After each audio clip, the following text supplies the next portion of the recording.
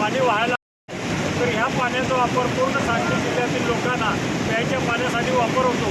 जर हे धरण काढलं असतं तर हे पाणी पूर्ण वाळूवर आले असते आणि आपल्या सर्वांना प्यायच्या पाण्याची आणि शेतीच्या पाण्याची अडचण झाली असते।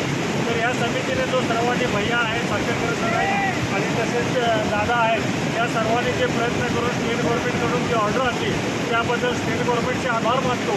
आणि या संदर्भात या धरणाची परिस्थिती जी आता आहे त्याला सुद्धा थोडी डागडुगी करून चांगली मेंटेनन्स करून याची पुढील 100 वर्षे हे धरण टिकावं व सांगलीकरांना भरपूर पाण्याचा पुरवठा व्हावा ही अपेक्षा करून इथंच करतो। आज सांगलीमध्ये गेल्या 2 वर्षापूर्वी पेपरमध्ये बातमी आली आणि सांगलीचा अतिशय जवळून अभ्यास करणारे आमचे सर्वांनीकृत पृथ्वीराज भैया साखरकर असतील या सर्वांनी या विषयामध्ये लक्ष घातलं आणि या धरणाचं महत्त्व या सांगलीसाठी या पाण्याचं महत्त्व समजून एक मोठं जनआंदोलन उभं केलं आणि त्याला यश आलं।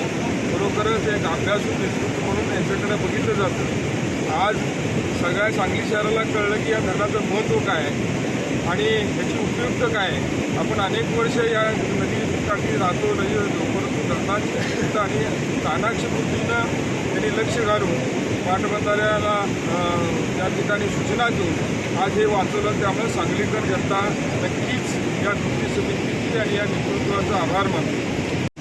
2 वर्षापूर्वी सांगलीचा हा जो जीवनदायी बंधारा आहे तो पाडण्याचा निर्णय पाटबंधारे खात्याकडून झाला आणि त्याला समस्त सांगलीकरांनी 5 जून 2022 रोजी या धरणावरती मानवी साखळी करून आंदोलन केलं आणि इशारा दिला की या धरणाचा एकही दगड आम्ही हलवून देणार नाही।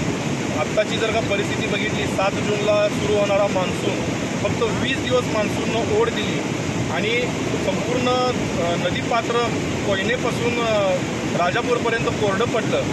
अशी जर का परिस्थिती झाली असती आणि धरण नसतं तर पाटबंधारे खात्याच्या नियोजनाप्रमाणे म्हैसाळला पाणी अडवून दिग्रजच्या बंधाऱ्यापर्यंत ते पोचवायचं एवढं पाणी कोयना धरणातच नव्हतं। तर हे खूप मोठा आघात झाला असता सांगलीकरांवर आणि सांगलीकरांना रणरणत्या उन्हात वनवन भटकायला लागलं असतं पाण्यासाठी, मुख्या जनावरांच्या पाण्यासाठी।